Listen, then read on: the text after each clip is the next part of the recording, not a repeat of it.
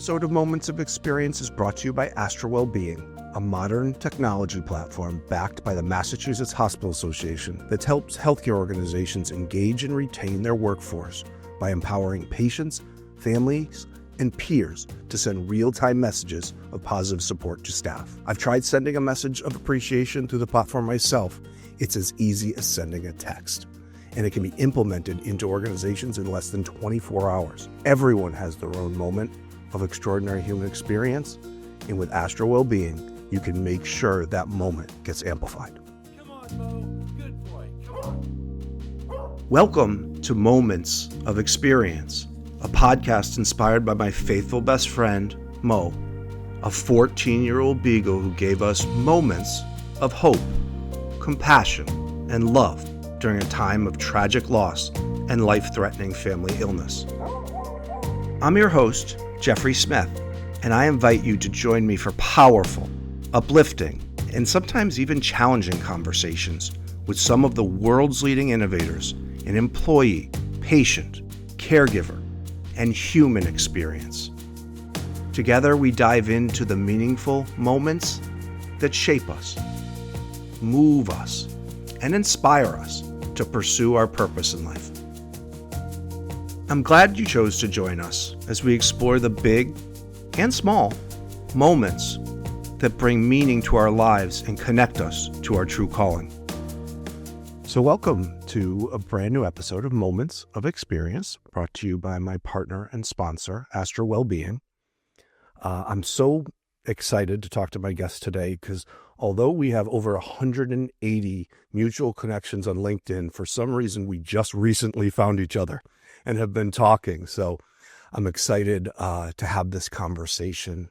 But for the people that listen to the show, they know I don't read canned bios. I think they're boring. So I always introduce my guest in my own words, how they show up to me. And Eva Minkoff made it hard. She's a lot of different things. She's a health tech founder, a speaker, the wife of a physician, a patient with chronic illness, a relationship builder, and a coach, guiding healthcare leaders to turn their bold, ambitious visions into reality by transforming overwhelm into clarity and action. That's how I see you, Eva. I don't know if there's anything to add. That was probably the best succinct summary of who I am that I've ever heard.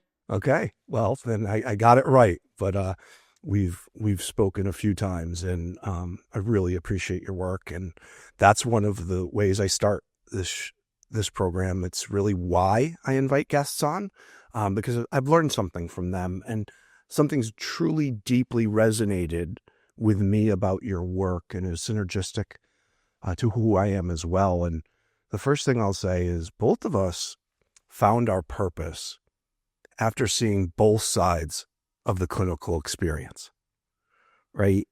Me from a perspective of being employee engagement in healthcare, then seeing it through the patient's eyes during my wife's battle. You, as I mentioned, the wife of a physician, and then as a patient, seeing everything, how the system works. And one thing I've heard you speak on that is really very synergistic with this show is you talk about the importance of human connection and the relationship between caregivers and patients in ultimate outcomes.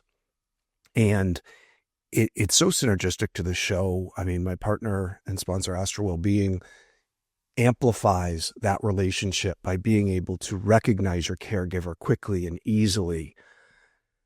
I know recently my wife was at just a normal checkup with one of her doctors, and it happened to be the doctor that, and I know you went undiagnosed for quite some time, even longer than my wife. My wife went undiagnosed. And it happened to be a doctor that wasn't even the specialty of her cancer that figured it out. And we were recently at just a checkup with that doctor. And as my wife left the room at the end of the appointment, she just looked back, looked at her doctor and said, "Thank you for saving my life." And the doctor teared up, looked at her and just said, "You're the reason I do this." So when we talk about the what a relationship, beautiful interaction. Yeah, absolutely. And I'll take it now to you. When I was watching your TED Talk, you compared the relationship with a doctor to dating. And I thought it was just such an interesting way to look at it. So can you talk a little bit about that and just the importance of human connection and relationships in the healing journey? Oh, yes, possibly my favorite topic to talk about. So yes, I did, spoiler, talk about or compare dating and romantic relationships to those of a clinical relationship. And the reason for doing that is I have never found it to be unhelpful, let's put it that way, to do so, to use the analogy really of any relationship, but I chose romantic specifically because, in my opinion, it's the most acutely intentional relationship, the one that as a society we seem to care about, we have a lot of judgments on, impact us the most.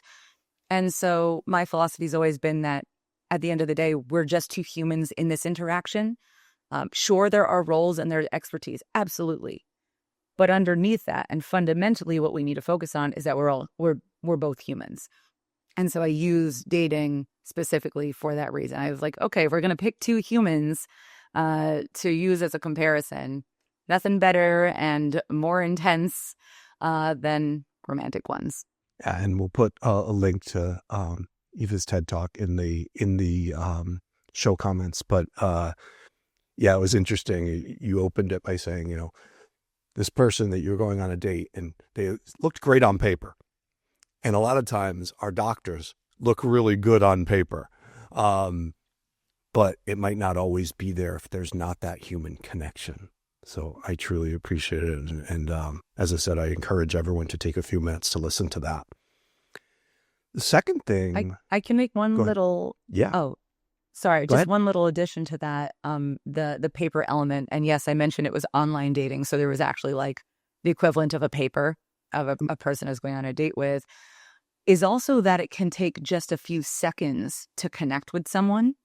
Just like on a first date, you often know on a first date if at least there's something there or something's really not there. You need to spend more time with them, but human connection takes very little time.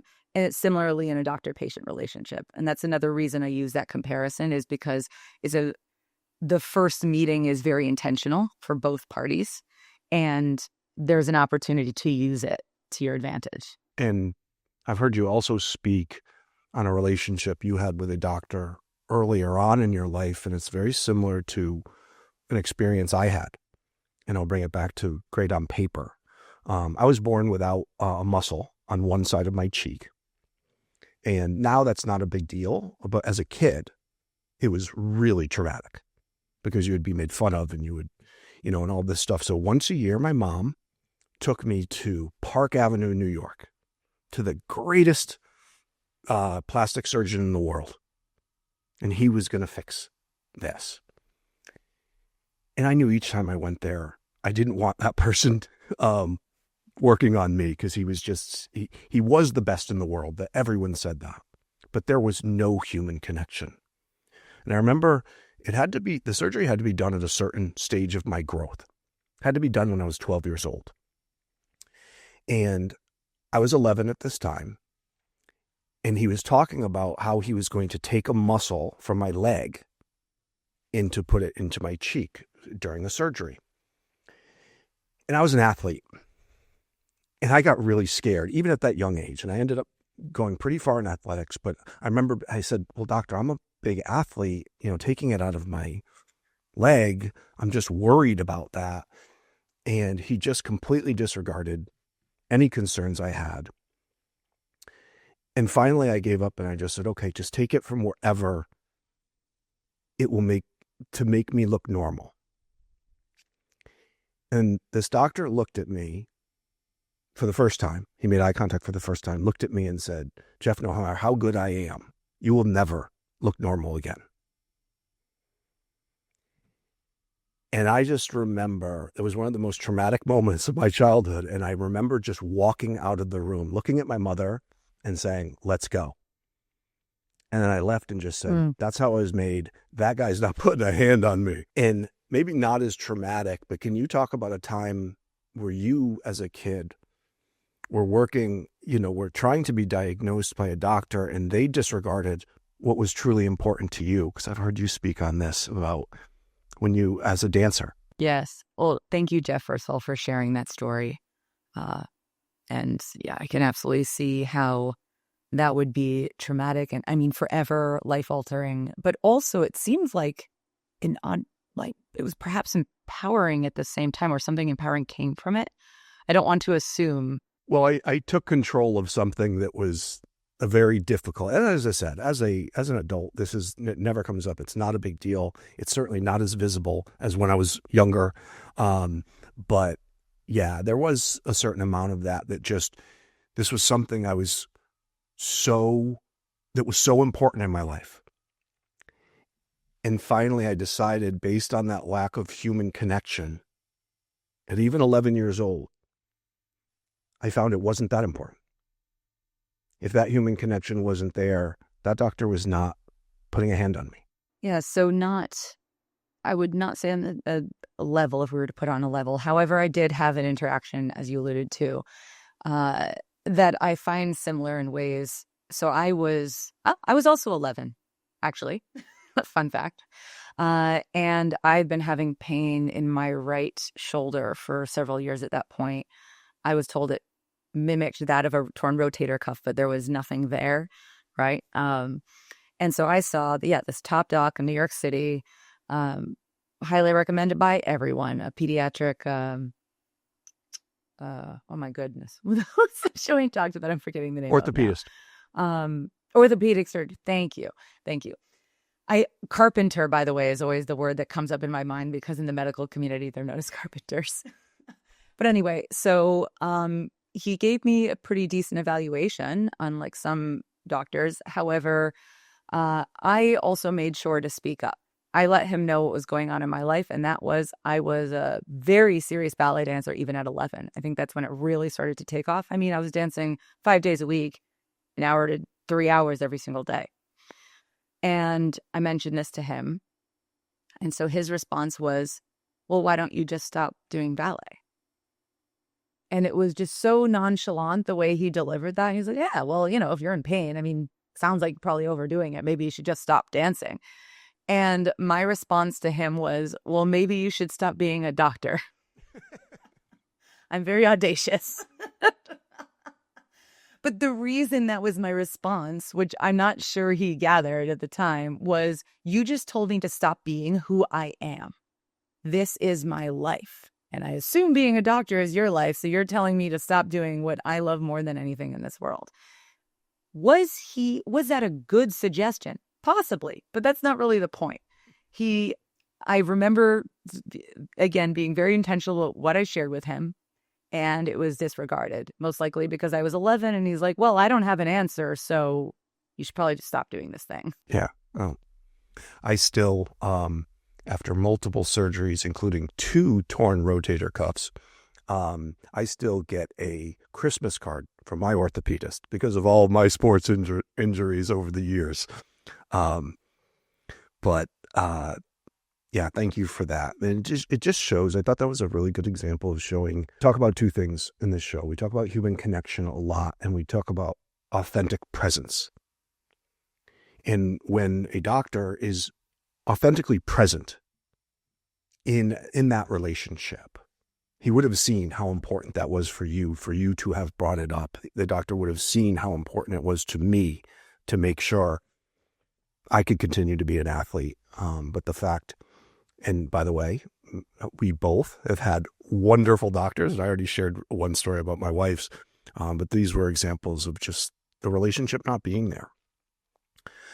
The second thing I want to bring up about synergy in our work is something I looked at about you as a coach, and it really hit home with me.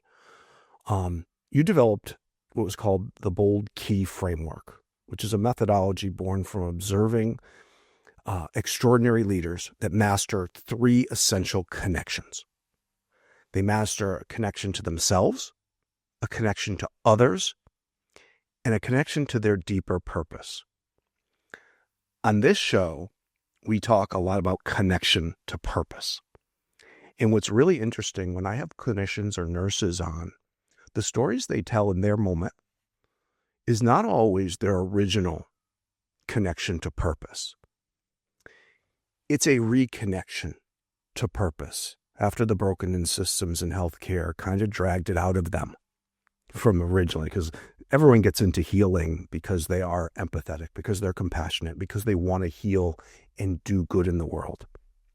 But the broken systems sometimes take it out of us. So can you talk about that framework, about the connection to all three of those things? Yes. And thank you for taking note of that, because it does seem simple when you deliver just like, oh, yes, connection to self, others, and purpose. But they are just really all encompassing of the lives that, we all experience. And therefore, I think we take for granted. Like, what does connection even mean? What does that look like? And definitely when thinking about the moments in my life, they were all moments of connection. Now, connection to self is the one that's a little bit more elusive. Connection to others, I think we have a better grasp on, and maybe even connection to purpose, thinking about our careers and our daily actions, perhaps. But connection to self is, well, I'll use terms that people are more familiar with. It's like being friends with yourself, self-love, self-care. These also get thrown around quite a lot. But what that looks like to me is you're there for yourself, for the good, for the bad, for everything in between. You recognize that you're on a journey. And I really actually like to use the term, you are your own best friend, because I think best friend insinuates that you love them unconditionally. You are there for them. You don't, take crap from them. Like you'll speak up when need be. And you recognize that you're an imperfect person, however, worth loving and worth investing in and spending time with. And that was really what I think changed the game for me. And I discovered that at a possibly younger age than a lot of people. I was in my very early 20s when I realized I did not like myself. I'd been fooling myself my entire youth, thinking I did like myself and I did respect myself, and I didn't. And so reconnecting in that way led me to the very long, arduous, but rewarding journey of self-development, which led to where I am today as well as a coach. And there has been nothing by far that has been more important in my work, like my personal and professional work, is that connection to self. And I'm harping on that in particular because it is the building block for the other two. I don't think that we can truly connect as deeply as we want or need to with others and with our purpose if we don't have that connection to self. And that's where like the cliche term is like, you can't love others if you don't love yourself. I don't know if it's as black and white as that, like the can't love others if you don't love yourself, but there's definitely a lacking of the depth and what results from that without it. Yeah, and I'll compare it to healthcare as well. Obviously, wellness is a huge buzzword in healthcare, but if we can't focus on ourselves and can't focus on the wellness of a doctor, of a nurse, of a just a healthcare worker, it's hard for them to focus on the wellness and the care of the other people. And I talk about that with healthcare executives a lot. Like, listen, you need to get your arms around the most critical workforce on the planet and help them be well so that they can be well and show up and be present for your patients. So I think there's, one more comparison to healthcare right there. So the name of the show is Moments of Experience, named after my 14-year-old beagle, Mo, who during a very difficult time in our life gave us moments of absolute love, selflessness, compassion that got us through a very difficult time. So I always ask my guests, what was a moment or moments, you don't have to limit to one, that shaped you, moved you, and really inspired you to chase purposeful outcomes in healthcare and beyond? So I have thought a lot about this because I've listened to your wonderful episodes. And of course, there are like countless moments I can think of, and especially within healthcare. But I actually felt like the most powerful one to share wouldn't be one that was in healthcare. In fact, I alluded to it a few minutes ago. And that is one where I connected with myself, I would say I don't know if it was the first time, but it was the first and most pivotal moment in my life where that happened. So I was, so imagine 22-year-old Eva. I should have been bright-eyed and bushy-tailed and ready for the zest of life like most 22-year-olds. I was living in New York City. I just graduated from Sarah Lawrence College with a 4.0. I had my dream entry-level job at Memorial Sloan Kettering in research. And, I was living on one of the most famous funky streets in Manhattan. I was living on St. Mark's Place. And my apartment is now famous on TikTok, but that's like the whole other thing. And yet, I was miserable. I was so miserable. And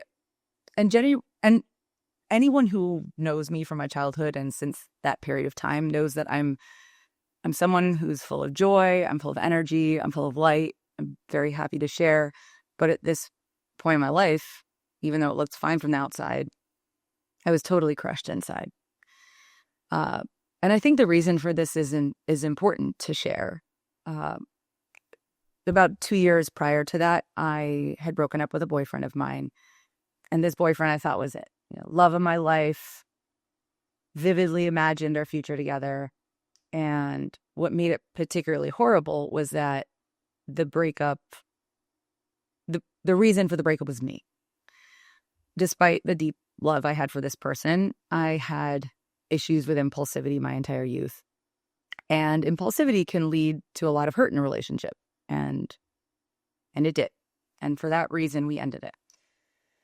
And though this made complete sense on the surface, below the rationale, I was plagued with shame. And unfortunately, I didn't recognize that it was shame at the time. It took quite a bit of therapy. But as I'm pretty sure anyone listening understands, even in small and large ways, that shame can eat you alive. And it was. Shame was holding me back. It was really holding me hostage in my life. And so while for some, it might have looked like I was living out of my life was a bit of a movie in New York City at the time, I couldn't concentrate on or enjoy any of it. So getting back to the specific moment, it was one weekend when I was visiting my parents. I learned something about my ex, and for whatever reason, it triggered this emotional spiral. So I ran down into, I had a basement bedroom.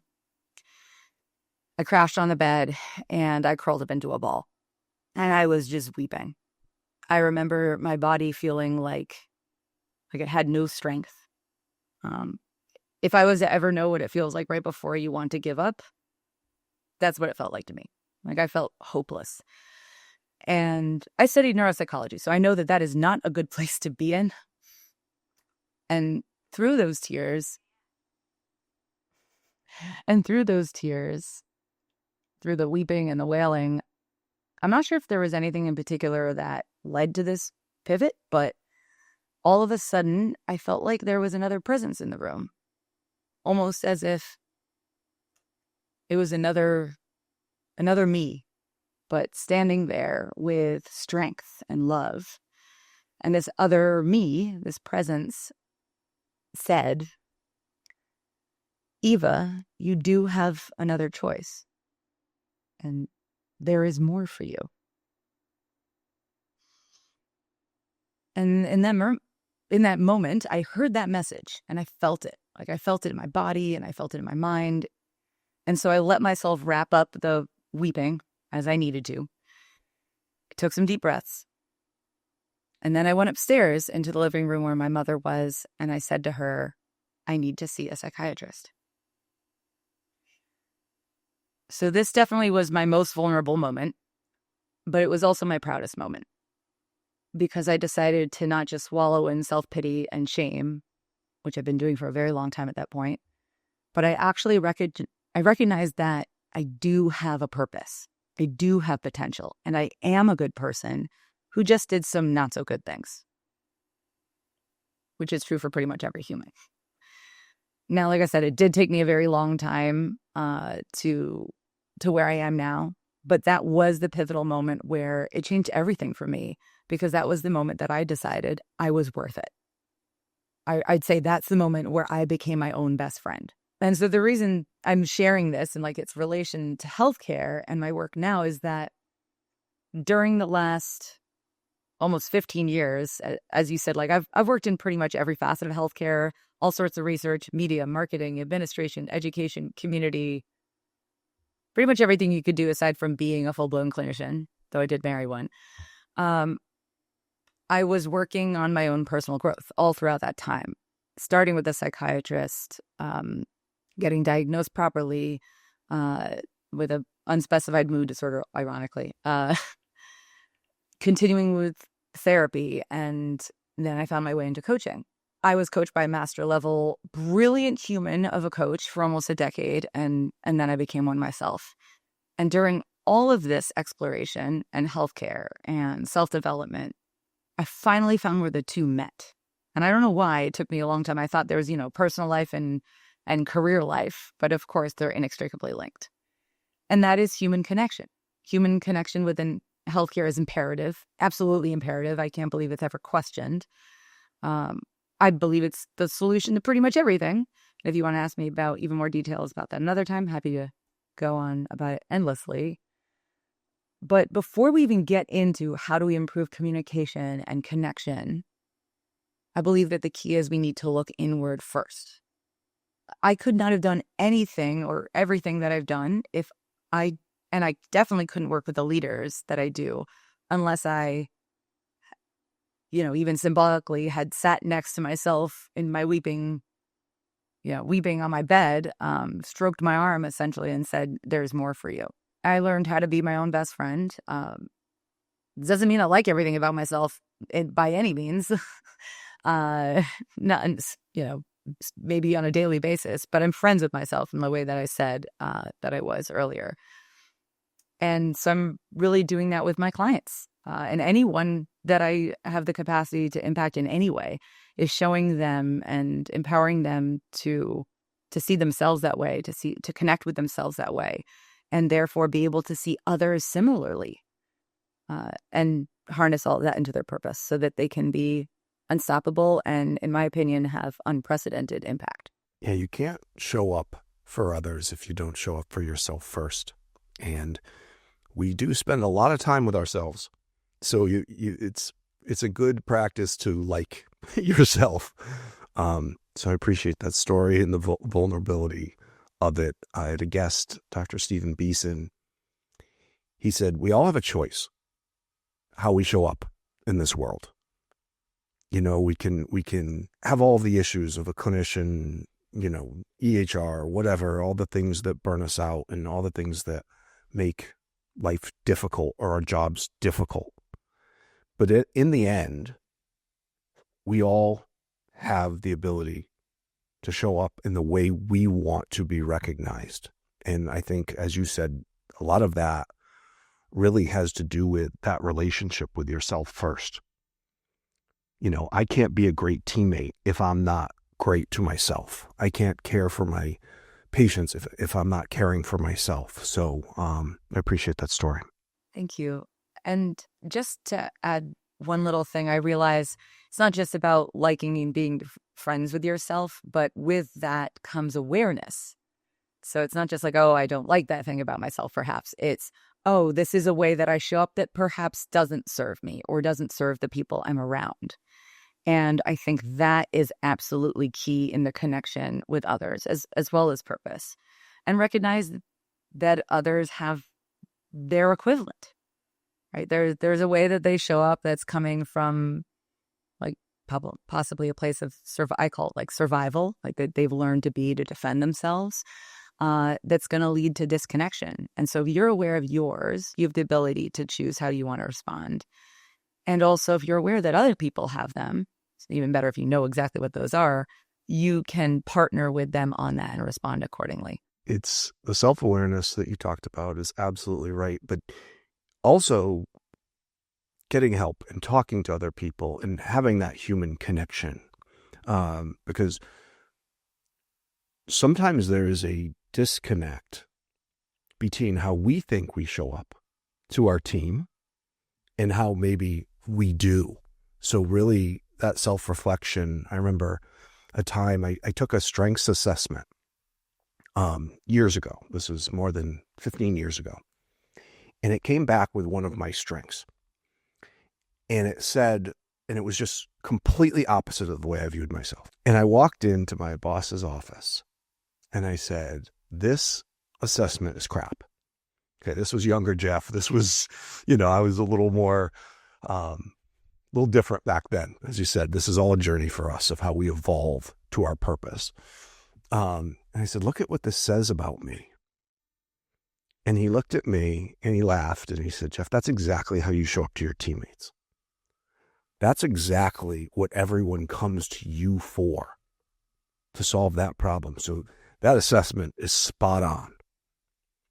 But that was a reflective moment for me, because I then had to step back and say, okay, you might not view yourself the way the world sees you. And it brought me to more presence in who I am and how I show up to others. Oh, that's a brilliant example of it's very key to the work that I do, actually.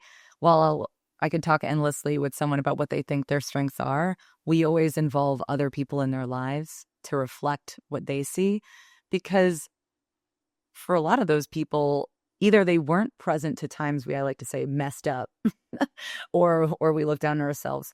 But even if they weren't in our heads, and they see things very differently.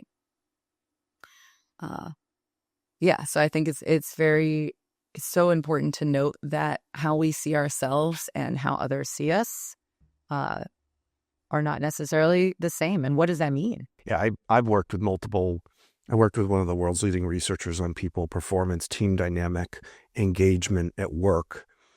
He was the original author of Strengths Finders, which is another strengths assessment that is really that mirror into how we view ourselves. But then over time, he created a better model called Standout that was a strengths assessment that is the one I just described, that doesn't give us a mirror into who we think we are. It shows you how you show up to your others, because that's what truly matters in the team dynamic in work and beyond, is how do you show up and bring your best self to your team. So any other moments, anything you'd like to share? I know you said you spent a lot of time thinking what the moment you should share is, but is there another one that you'd like to share? Or I'll share a quick one about an interaction with a doctor that really meant the world to me. He was my family GP, and he was known, also like Park Avenue doctor. So still held the status of others that I'd worked with, but had a very different demeanor. When we would begin any session, I'd meet him in his office, not like the exam room. And I remember it's maybe our second or third meeting or appointment. And I sit down and he asks me, how are you doing? And I immediately go into my diatribe of like, what's going on with my pain and, how things are with my health. And he actually interrupts me and says, no. How are you doing? Like, how are you as a person doing? And I think I almost cried at that moment. I went, wow, I would never expect a doctor to care about me outside of like what's on my chart. And of course, now I know in excruciating detail just the significance of that. But I have never heard anyone say that. I've never heard anyone to this day approach a patient-clinician conversation like that. And it meant the world to me. And I automatically trusted him for life. Absolutely. And once again, it's human connection, right? It's amazing how all the science and evidence-based research just back up being more human and taking that time. And a lot of the physicians I bring on the show are frustrated with the fact that there's a timer the second someone walks in, but that doctor had the ability to just say, hey, I'm going to take an extra 5 minutes just to understand what's going on. Because there are two types of care. And one of my guests, Tamara Beckford, shared this. She said, there's the science, the medicine, what we were taught in med school, but there's also the art of care. The art of care is the human side, figuring out what's going on in that person's life.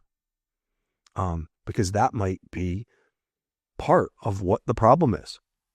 I had Dr. Beckford share the story that turns out it was stress that was hurting someone's neck. And a normal ER doc on the timer would just prescribe some medication and send them away, muscle relaxer.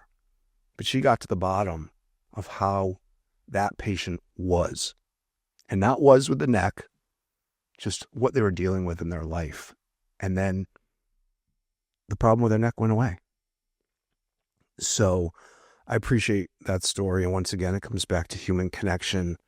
And Eva, I appreciate your time. I love your work. Please listen to her TED Talk, 5 minutes to fix our broken healthcare system, because that is, and I think that goes into the story you just told, how just slowing down and getting to know someone can truly be transformative. So thank you for your time. If you don't mind, I actually do want to say something on that, Okay. just in case it's mixed. And the reason why I call it 5 minutes to fix our broken healthcare system, because I'm aware that is a very bold title. Yes. You mentioned slowing down and taking extra 5 minutes to do something.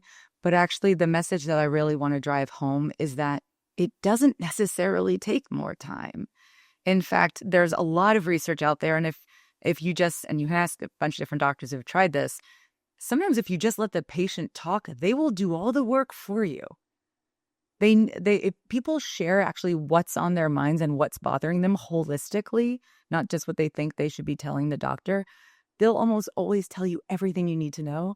Even if you let them speak just for 5 minutes, the doctor can, and I say almost always, obviously there's caveats here, but you have a full picture of what's going on. Just like human connection takes seconds to build as well as to break Sure. as well.